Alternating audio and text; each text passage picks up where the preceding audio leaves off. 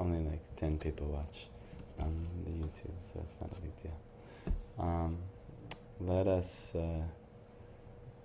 chant some Mangalacharana. Om Jnana Timirandasya Jnananjana Shalakaya Chakshurun Militan Yena Tasmai Shri Gurave Namaha Shri Chaitanya Manobishtam Slapitang Yena Bhutale Smayang Rupa Kadamayang Dadati Swapadantikam Vandehang Shri Guru Shri Yuta Parakamalam Shri Gurun Vaishnavangscha Shri Rupang Sagrajatang Sahagana Raghunathan Vitang Tang Sajivang Sadvaitang Savadutang Parijana Sahitang Krishna Chaitanya Devang Shri Radha Krishna Padan Sahagana Lalita Shri Vishakhanvitangscha He Krishna Karuna Sindho Dina Bandho Jagatpate Gopesha Gopika Kanta Radha Kanta Namostute Tapta Kanchana Gaurangi Radhe Vrindavaneshwari Vrishabhanu Sute Devi Pranamami Hari Priye Nama Om Vishnu Padaya Krishna Prishtaya Bhutale Srimate Bhaktivedanta Swamini Tinamine Namaste Saraswati Deve Gauravani Pracharine Nirvishesh Shunyavadi Pashtatya Deshatarine Jai Shri Krishna Chaitanya Prabhu Nityananda Shri Advaita Gadadara Shri Vatsari Gaur Bhakta Vrinda Hare Krishna Krishna Krishna Hare Hare Hare Rama Rama Rama Hare Hare. So first and foremost, I'd like to offer my obeisances unto Guru in my life. Without their blessing, I have nothing to share, and I'm only trying to share that which I've heard properly from them. For everything else is my misunderstanding of reality. I could read this Bhagavatam until I'm blue in the face, but I'll always put some I don't know, the word perverted is used in so many weird ways in this Western world, but it's really a good word. We have our own perverted reflection of reality that our mind puts. So without hearing from the lips of Sri Guru, all we are giving is our own perverted reflection of how we perceive reality. So I offer my obeisances unto him, and I offer my obeisances unto the entire Gaudiya Guru Varga, the chain of devotees of the Lord who act as gurus and disciples to bring Krishna's wisdom to us, the protectors of Krishna's path. And finally, I offer my obeisances to my spiritual brothers and sisters, and actually just my sister and brother today. That's only three of us today. But nonetheless, even if there were zero of us, or just me, I would benefit from doing this. So I'm happy to do this with even one of you, but two of you is twice as good. So we've been reading about how to understand the gigantic conception of the personality of Godhead and learn how to see the Lord in things that our mind can conceive of. Because the Lord actually is beyond the confines of our mind. We're not able to capture the Lord within our mind, our senses. He's far greater than that, actually. But the Lord has different elements of himself that he reveals so that even the conditioned minds like ourselves can perceive him. So we're advised to meditate on those opulences of the Lord which we can perceive in this world, the natural world around us. And so we just had a whole chapter pretty much telling that main thing, the value of dropping your material responsibilities and sitting down deeply for trying to remember the Lord or see the Lord. So the ideal, though, is that we have habit of hearing about the Lord, regular habit of also sharing. Like Parth, he's done a very nice job. You started a Bhagavad Gita class, and you'll probably notice when you're doing this class that as much as they're all benefiting from being in the class, that actually you benefit the most from you being in the position of sharing. You're really going to remember what you're sharing with them. And so, the best way to learn something is to teach something.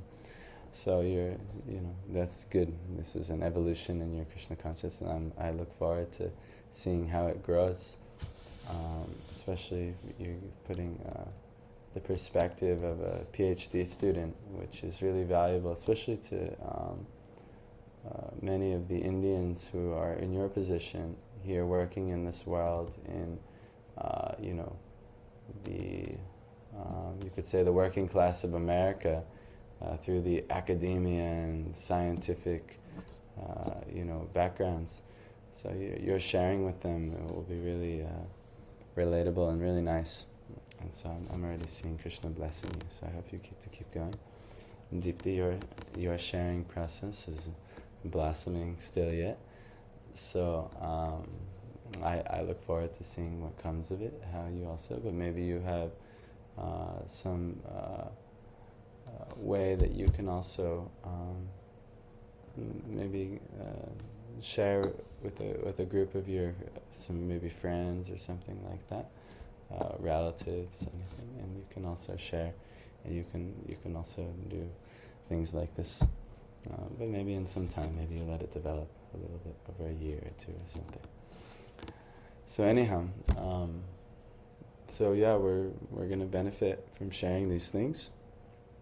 And now we're at the end here, when the last verse we read was, I have thus explained to you the gross, material, gigantic conception of the personality of Godhead. One who seriously desires liberation concentrates his mind on this form of the Lord, because there is nothing more than this in the material world, because everything is God, and really all we have to do is just learn how to see it, and we can, if we really desire liberation or freedom from suffering, we just have to concentrate our mind on this form of the Lord. And everything we see that we're already seeing, if we can see its connection to God, we can actually be liberated.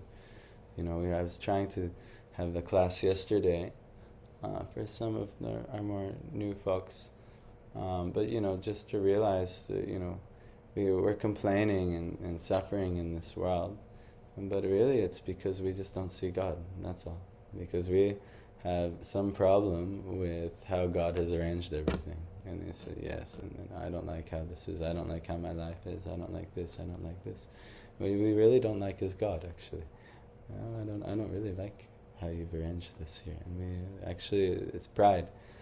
We dare to challenge God's opinion. God's opinion, he's omnipotent. Anything he desires will become reality. So when we don't like reality, what it is, and we don't like God's opinion, we don't like God's arrangement. So it's actually due to our pride. And we, if we're an enlightened person, we can learn to always accept and trust. God would not arrange this if it wasn't for the best. But, it takes some faith and some realization. In all it's easy to say, it's easy to talk about it. Yes, I trust God, everything. But then when you stub your toe, or this thing breaks, or this thing goes wrong, or this thing, you're like, do I trust God? That's a whole nother thing. So anyhow, let's read here. Our best situation. This verse should tell us. And then it's the final verse of the chapter. Sarva divriti anubhuta sarva Atma yatha svapna janik shitaikaha. Can you hit that light behind there, Deepti? This is a little darker than usual to the clouds. Tang satyamananda nidhim bhajeta Nanyatra sajaryata atma pataha. Saha. He, indicating the Supreme Person. Sarvadivriti, the process of realization by all sorts of intelligence. Anubhuta, cognizant. Sarve, everyone. Atma, the Supersoul. Yatha, as much as. Svapna Jana, a person dreaming. Ikshita, seen by. Eka, one and the same. Tam, unto him. Satyam, the supreme truth. Ananda Nidhim, the ocean of bliss. Bhajeta, must one worship. Na, never. Anyatra, anything else. Saja, be attached. Yata, whereby. Atmapataha, degradation of oneself. Translation. One should concentrate his mind upon the Supreme Personality of Godhead, who alone distributes himself in so many manifestations, just as ordinary persons create thousands of manifestations in dreams. One must concentrate the mind on him, the only all-blissful absolute truth. Otherwise, one will be misled and will cause his own degradation. This is a nice example. Because in your dream, it's your own mind is creating all the things in bad. So similarly, the Lord, everything that exists is His manifestation, like a dream. And He's just how we create in our dreams so many circumstances and scenarios and things like that, that the Lord has created like a big cosmic dream, this reality. But if we realize that it's nothing but the Lord, we have we have realized conception. So,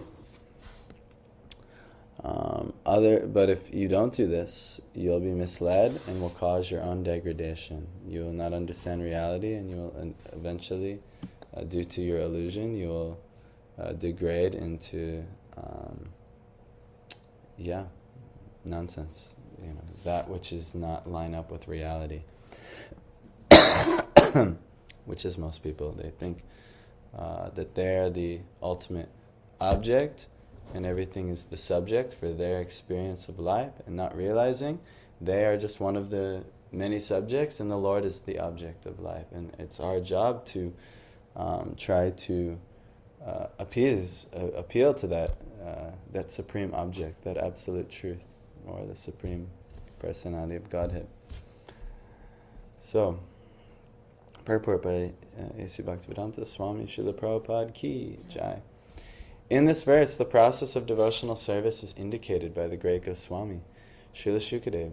He tries to impress upon us that instead of diverting our attention to several branches of self-realization, we should concentrate upon the Supreme Personality of Godhead as the supreme object of realization,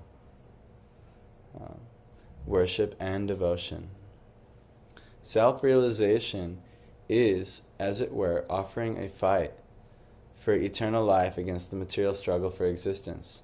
And therefore, by the illusory grace of the external energy, the yogi or the devotee is faced with many allurements which can entangle a great fighter again in the bondage of material existence.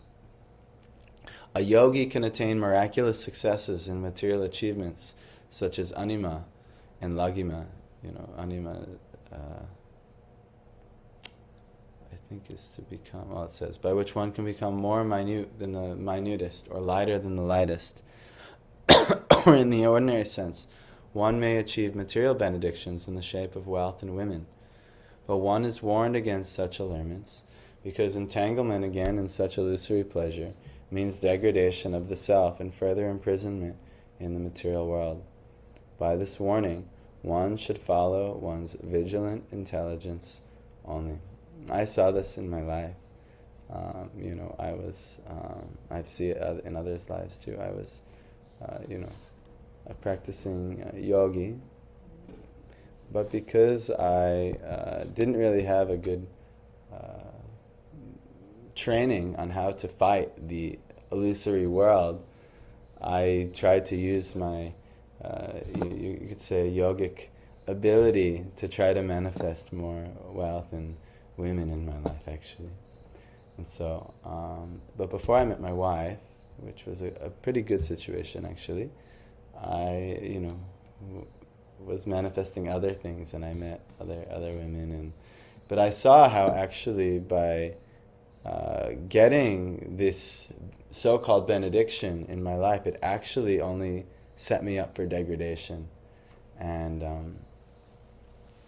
so a lot of times, if we're really foolish when we chant, we're meditating on and asking Krishna for, this situation with wealth, or this situation with a woman, or for a woman it could be a man or something like that.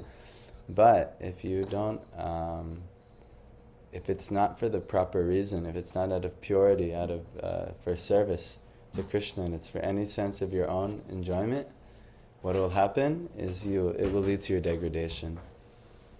I've seen this in my life. I've seen it also with others, and especially those who are trying to train up here. If it's not a pure intention, the Lord may give some benediction, but you'll see how it further entangles you and degrades you in this world. So, if the Lord is not giving you what you want, which often also happens, always know He's protecting you. He's protecting you from degradation, actually.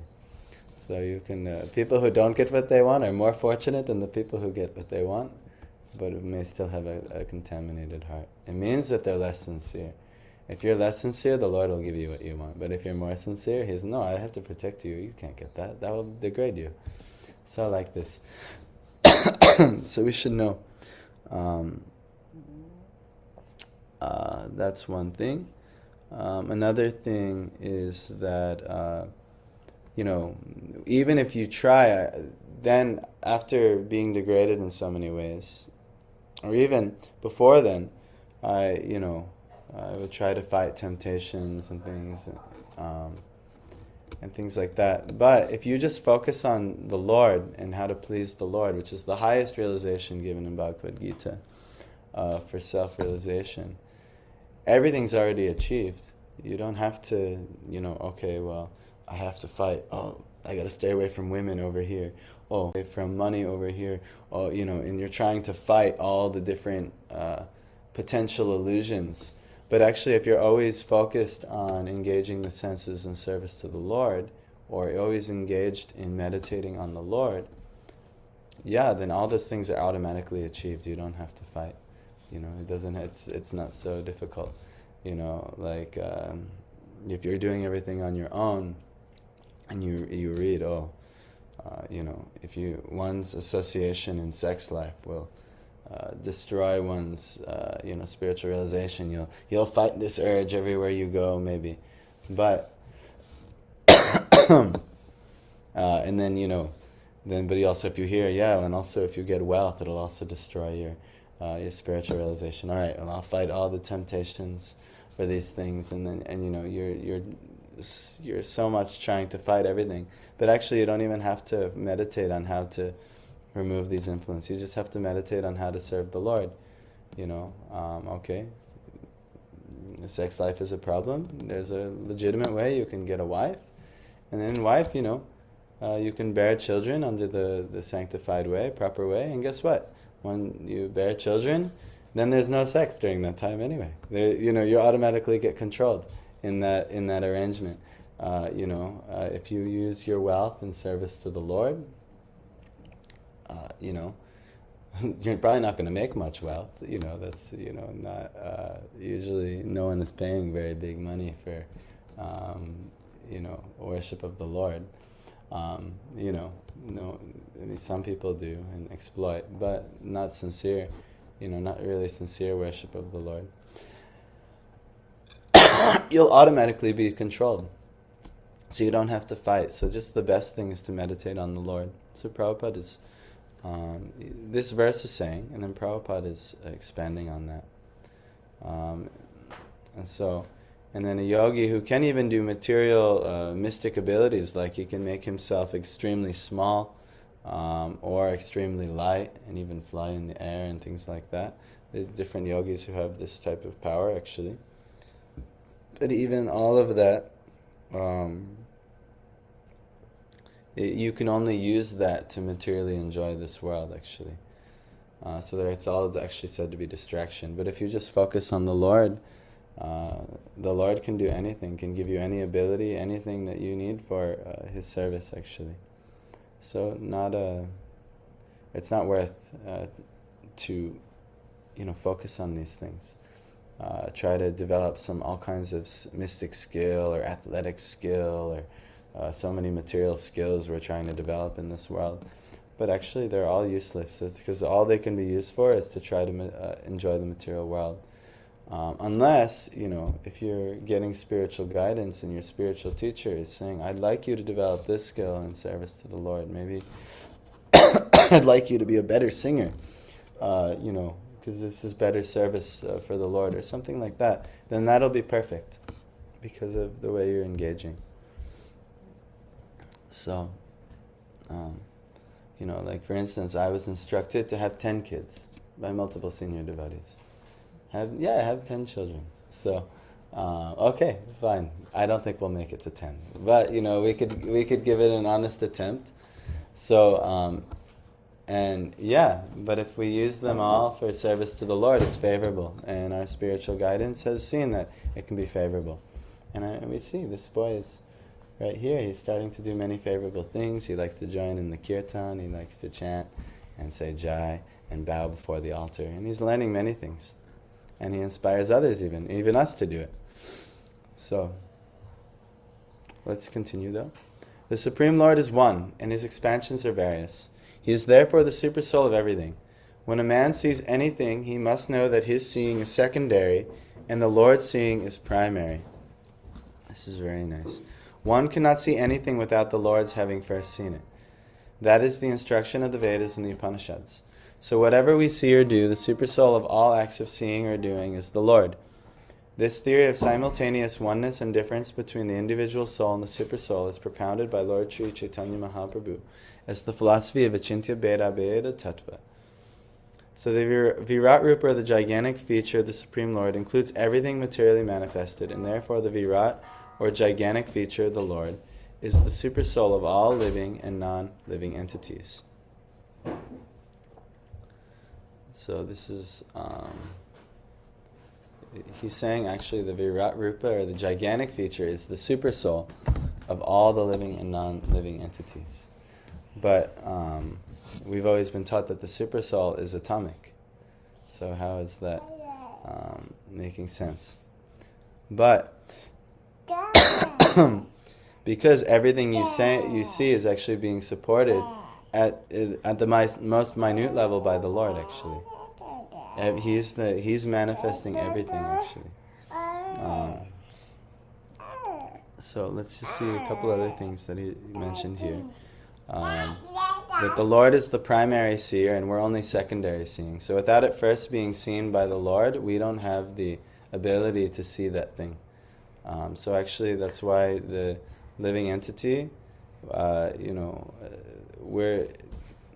we have to understand drishya. Who is actually seeing? The Lord is seeing everything perfectly, and we are only seeing some reflection that's only allowed by the Lord. So without the Lord's first seeing it, we have no independent ability to see. So we should understand that, and we shouldn't take so seriously our own experience of the senses, including sight. So let's go. Okay. But the Virat Rupa is also, the universal form, is also the manifestation of Narayan or Vishnu. And going further on, one will eventually see that Lord Krishna is the ultimate super soul of everything that be.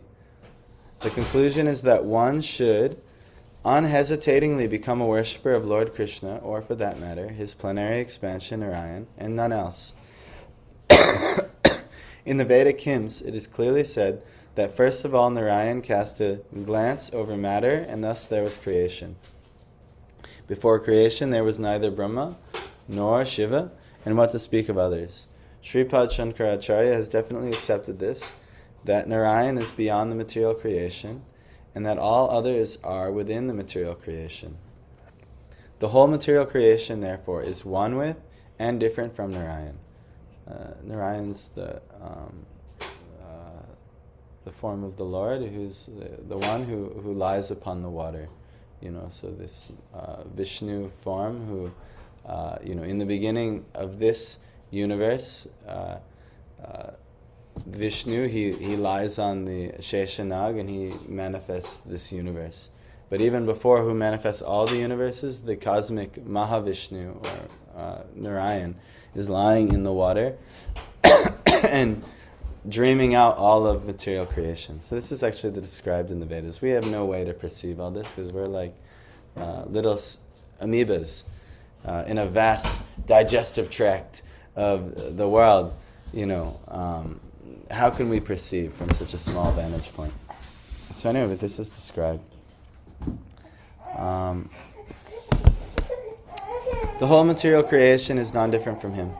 But because it is the effect of his external energy, Bahiranga Maya, and is aloof from the internal potency, Atma Maya, the whole material creation is different from him at the same time. The example given in this verse very nicely is that of the dreaming man. The dreaming man creates many things in his dream, and thus he himself becomes the entangled seer of the dream, and is also affected by the consequences. You notice this when you have a dream, and you like... when I was a kid, I used to have like a dream that there was some bad boogeyman trying to get me or something like this. And, but in the dream, even though I'm creating the circumstance in the dream though, but when you get caught by the boogeyman, it feels very real, and you're like, the anxiety is very real. The consequences are very real in the dream. But when you wake up, you realize, oh, that didn't really happen. Oh, phew, like that. But the Lord actually this world is said to be like the dream of the Lord. Everything being manifested is his dream. And so in that way, he's, arranging that he can experience the dream. He knows it's a dream. He's not so attached to the dream. But for us, we're very attached to the dream. But he likes to associate with us. That's why the Lord actually, he has the dream, so that we can associate with the Lord. And those of us in illusion, or for modern movie references, those of us in the matrix of illusion, we are, we're not realizing we're associating with the Lord, but the Lord actually is realizing. So it's unlike, but this is all dreamlike. But we get so wrapped up in the dream. There was a couple movies about this, like Inception. You've ever heard of this movie, Inception? It's a very popular movie with Leonardo DiCaprio and things. But it was all about the dreams upon dreams upon dreams that make up reality. And it actually had to do with Vedic philosophy of what this dreamlike reality really is. So, anyhow, good morning, Tanu. So, but the dreaming man creates many things in his dream, and thus he becomes the entangled seer of the dream, and is also affected by the consequences. This material creation is also exactly a dreamlike creation of the Lord, but he, being the transcendental supersoul, is neither entangled nor affected by the reactions of such a dreamlike creation. He is always in his transcendental position, but essentially he is everything, and nothing is apart from him. So he's making up the dream, he's dreaming it, but he's not attached to it. He's kind of transcendental. He's like an active dreamer. We're inactive dreamers, or we're subconscious dreamers. We don't realize we're creating the dream. But he knows exactly what he's doing, and he's separate, he's beyond the dream. What's that?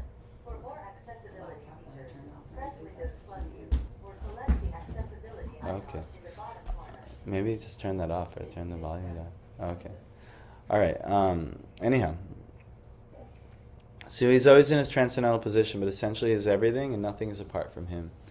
As a part of him, one should therefore concentrate on him only, without deviation. Otherwise, one is sure to be overcome by the potencies of the material creation, one after another. It is confirmed in the Bhagavad Gita 9.7 as follows. Sarva bhutani konteya prakritim yanti mamikam kalpakshaye punastani kalpado visrajanyaham. O son of Kunti, at the end of the millennium, every material manifestation enters into my nature, and at the beginning of another millennium, by my potency, I again create. The human life, however, is an opportunity to get out of this repetition of creation and annihilation. It is a means whereby one may escape the Lord's external potency and enter into his internal potency. So just for what's really relevant for us here, this world is a dream of God. This is what's kind of being described. This world is a dream of God, and this world, he's separate from this dream. This world is mostly, just like your dream is always meant to be some bewildering situation and it's not real, his dream is the same. It's not meant to be real, but he's controlling the dream. The living entities in the dream, us, who are part of the dream, if we attach to the dream and we don't realize it's a dream, we get sucked in the dream, and when it all gets destroyed, just like you wake up from your dream and the dream all gets wound up and destroyed, he will wind up the dream at some point. But if you get sucked into the dream, then, which we all are, then it's all, some useless thing, actually. But he's giving everyone the opportunity to understand the dream, understand who's dreaming the dream, and who's really the foundation of the dream. And if we turn back to him, instead of turning away, looking into the dream, then there's an actual experience of real reality he's ready to let us experience. But we have to be vigilant in understanding what this is. So Bhagavatam is actually explaining all these things to us. But we have to understand that, this is a dream. Why am I getting so caught up in a dream? I'm getting so upset, I'm complaining, I'm lamenting, I'm so angry about this dream. Or I'm so, this person in the dream did something so annoying, but when you wake up from a dream, you're like, oh, that wasn't even real, that was silly. Did you ever get really wrapped up in your dream before? Where you're like, this is a common phenomenon among couples, but especially in my experience with a wife, the wife will wake up angry at the husband because the husband did something in the dream that she did not like. Has this happened to you before? Has this happened in your life? You've never got chastised for something you've done in a dream? No. Yeah, only in real life. Good for you. But I've also, even in the dream. It's never serious. Yeah, it's not too serious, but still, the emotion is there. But yes, so it's, because we know it's not serious because it's silly. We know, okay, well, he didn't really do it. It was only in the dream. But everything that's happening here is God's dream. And we get so how dare they? How dare he or she or this or that? But it's all a dream. It's all just a dream. Why are we getting so wrapped up in the dream? So, this is our illusion. So that's the end of the first chapter. We'll start the second chapter now of second canto. Let's see what Shukadev Goswami says next. Shri Shuku Vacha Evang Pura Daranayatmayonir Nashtang Smriting Pratyavarudhya Tushta Tatha Sasarjedam Amogha Drishtir Yathapyayat Prag Vyavasaya Buddhi. Okay. Shri Shuku Vacha.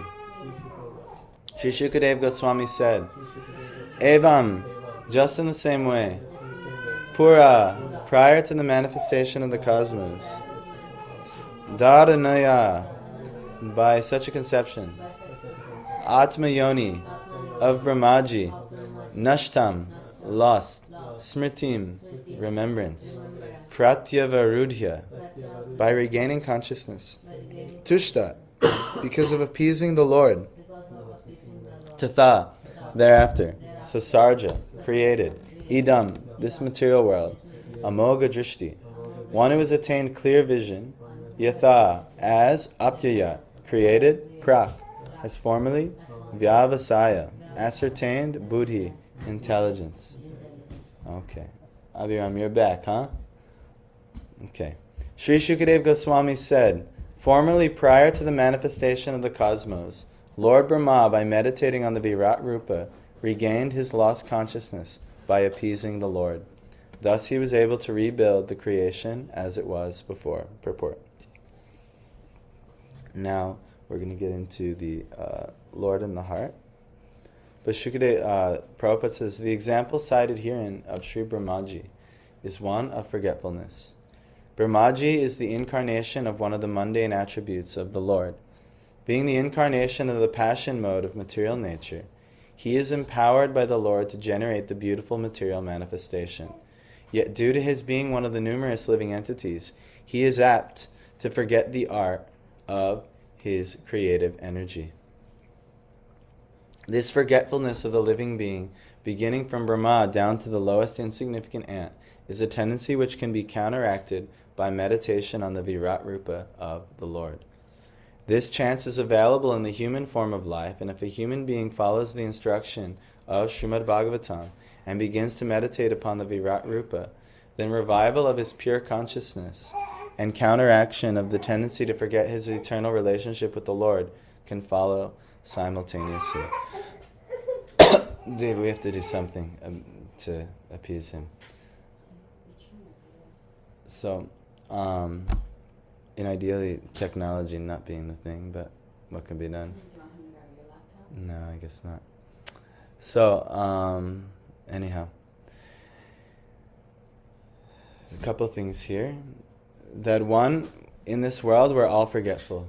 We don't know how to pretty much do anything, even though actually the soul is filled with knowledge. We actually, and by nature, we're filled with knowledge, but we're forgetful of all knowledge in this world. But if we can meditate on what we are perceiving in this world, which is what the first chapter described, and we can see everything as this is the Lord as well. This is all God, this is all Krishna in his universal form, then the Lord will actually empower us and give us the memory and how to utilize all these all these things in their true nature. So even something, let's just say you want to build a business, so you might meditate all day and night about how to build a business in this world, and okay, I'm going to do this and I'm going to do that, and I've seen experience here, and you collect all of your understandings to try to build your business. But if you don't properly see all of the elements of it, it won't come to fruition, or if the Lord doesn't sanction it. But if you understand, if you're doing this for service, let's just say, your guru instructs you, you build a business, for the Lord, and use your honest means of living for this, and this, and you can see the business in its proper aspect, and the Lord will bless you. You can be guaranteed success. That can very easily come into fruition. And I've actually seen that in our devotional life. I've tried so many things in my life before, but it all usually never works out how I think. But I've seen, even when I don't try to do things anymore, and I just try to do some type of service to the Lord, all of my inner latent desires, they all manifest already. Why? Because we understand everything is actually connected to the Lord. So not to say now you're all going to become wealthy, great business people or anything like that. But you'll really only want that thing, or anything in this world, when in the enlightened state, when you know I can use that in service to the Lord. Actually, not only that I can use that it's ideal for me to use this in the service of the Lord. Not that, it's an option. It's an option that I should be the richest person on the planet, so then I could use all my money to serve the Lord. It's not necessary. Why? That desire is impure. But if you, sincerely want to serve the Lord, and you get clear blessings and instruction from enlightened personalities, that you should use these skills and talents and things that you have in service to the Lord, then you'll be best situated. And it will surely come to pass, because it is the blessings of the Lord himself. He wants you. He's sending you that personality to tell you. That's what he wants. And into how to use your energy. So we need guidance, and that's our connection to the Lord. But we also should learn how to see everything and connect it to the Lord. That's why we practice yukta vairagya. We don't just give up everything. Oh, money is it's trash. It's all maya. Ladies, trash, all maya. Men, trash, all maya. We don't do that. This is not proper vairagya. But we do yukta vairagya. We give up anything that's not favorable to the Lord. After I reached some level of Krishna consciousness realization, I wasn't like, oh, okay, well, now my wife and son, they should go. They're useless in service to the Lord. No, that's not true. My wife and son can help support me, and it's ideal that they support me. And, actually, I'm seeing very practically that even when I say words that pinch people and are not so pleasing to people all the time, just due to my disqualification, but just seeing Abhiram run around, people say, oh yes, I can tolerate anything that they say here, because he's so cute, and like even at the, I don't know, some people were still quite rude, but at the 4th of July thing, a lot of times people just seeing Abhiram just dancing or running around and say, okay, even though I don't want to hear them chanting, I'd much rather, I don't know, hear America the Beautiful or something like that. But they can, just seeing Abhiram, they can become more favorable. And similarly, and anything can be used in service to the Lord. Your jobs can be used, the wealth you earn can be used to give yourself a nice lifestyle in service to the Lord, and then also you can use this to support other prominent projects for the Lord. And there's so many things. So everything is connected to the Lord. So we just must learn how to see. So that's what the whole first chapter was about, how to see. And then now, it's being described how we can actually remember how to accomplish our service to the Lord. And you have to meditate on the Lord. That's how. That's if you want to know how can I do anything in this world, even you get instructions from Guru. Let's say you're properly situated. If you're improperly situated, you want whatever you want, and you'll never be successful. But if you're properly situated, and now, Guru says, oh, I want you to do this, this, this, and this, and you're like, well, I have no idea how to do that. And he said, don't worry, I'm blessing you. You'll do it. How do you do it? Just like Lord Brahma did it. He was tasked to create the universe. All he had to do was meditate on the Lord, and the Lord, by meditating on the Lord, will reveal all these things to him. And same with us. You've probably seen a couple times you've been instructed by some spiritual personality where you say, all right, I need you to do this, this, this, and this. And I don't know if I can do that, this. And then just, no, you will do it. You'll do fine. And somehow or other, the Lord gave you all the keys and all the things you needed to put it together and do it. And you're like, wow, I guess I could do it. But that's really by the mercy of the Lord, actually. And because you're properly situated. So this is what Lord Brahma did. And then this is what we should also do too. But notice it's all under guidance, actually. It's not under the whims. Like, oh, Brahma is, some independent personality trying to create the universe for his own purposes. He is, it's completely dependent on Narayan. So let's continue we'll finish this. Okay, where did we stop? Let's just start here. This chance is available in the human form of life, and if a human being follows the instruction of Srimad Bhagavatam and begins to meditate upon the Virat Rupa, then revival of his pure consciousness and counteraction of the tendency to forget his eternal relationship with the Lord can follow simultaneously. So by you remembering the Lord, your real situation will be there, and you will not forget your real situation anymore, which is you are in service to the Lord, you're part and parcel of the Lord. So, by you meditating on the Lord, that can all be realized, and you won't forget it. And as soon as this forgetfulness is removed, the Vyavasaya Buddhi, as mentioned here and in Bhagavad Gita 241, follows at once. This ascertained knowledge of the living being leads to loving service to the Lord, which the living being requires. The kingdom of God is unlimited, and therefore the number of assisting hands of the Lord is also unlimited. The Bhagavad Gita 13:14 asserts that the Lord has his hands, legs, eyes, and mouths in every nook and corner of his creation. This means that the expansions of differentiated parts and parcels called jivas, or living entities, are assisting hands of the Lord, and all of them are meant for rendering a particular pattern of service to the Lord. The conditioned soul, even in the position of Brahma, forgets this by the influence of illusory material energy generated out of false egoism. One can counteract such false egoism by invoking God consciousness. Liberation means getting out of the slumber of forgetfulness and becoming situated in the real loving service of the Lord, as exemplified in the case of Brahma. The service of Brahma is the sample of service in liberation, distinguished from the so-called altruistic services full of mistakes and forgetfulness. Liberation is never inaction, but service without human mistakes. Well, it's because a lot of times we want to render all kinds of service, right? We have some affection for our family and our relatives, and I want to give them this, and I want to give them. But if it's not under the guidance of God and God's representative, it's full of mistakes and forgetfulness. We won't really know how to manifest it because we're not looking in the right place.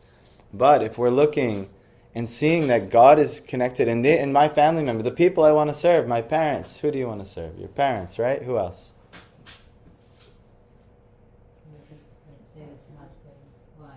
Husband, wife, children. Sure. Your friends, your colleagues at work. Maybe you want to serve all kinds, your whole nation, your whole country, your whole city. Fine. They're all connected to the Lord too. But if you're not seeing the Lord, then they're all parts and parcels of the Lord, and you're really not seeing the Lord in all of those things that you're seeing. Then you're in this state of forgetfulness, and you are not really you're not situated in reality. And what is the reality? There is God. God has manifested everything, and it's all connected to God. And if you see it like that, you see reality. But if you see other things separate from God, God is nice. I'll do that on Sunday. But career, money, this is the real thing. The paper, which is a representation of something else. But this is the real thing. Or or my joy in family life, or my joy in family life is a good way to say it. This is the real thing. You're not seeing. And you'll not really, you'll be very sad when it all disappears. Because it's a dream, and you got to know at some point we all have to wake up, and death is a form of that. So, anyhow,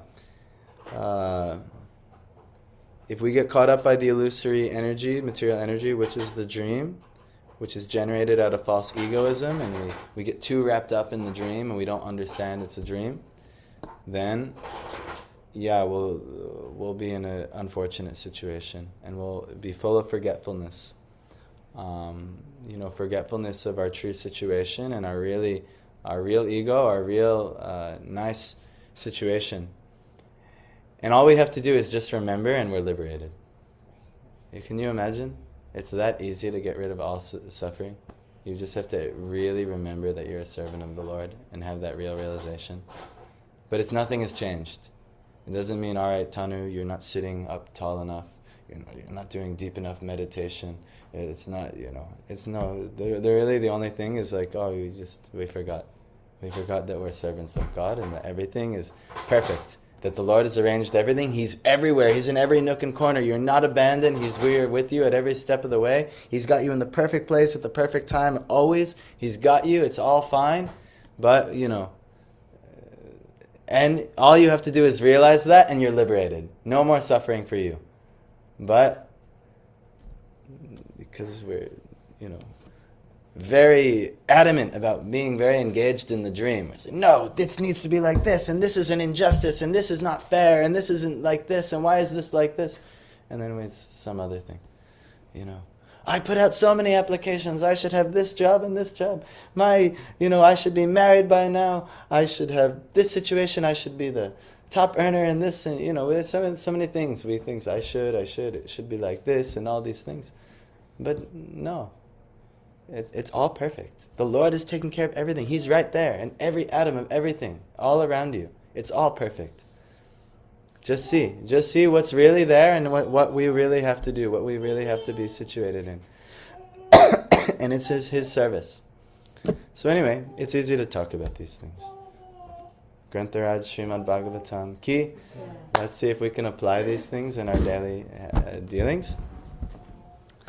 And Parth, you can blow the conch.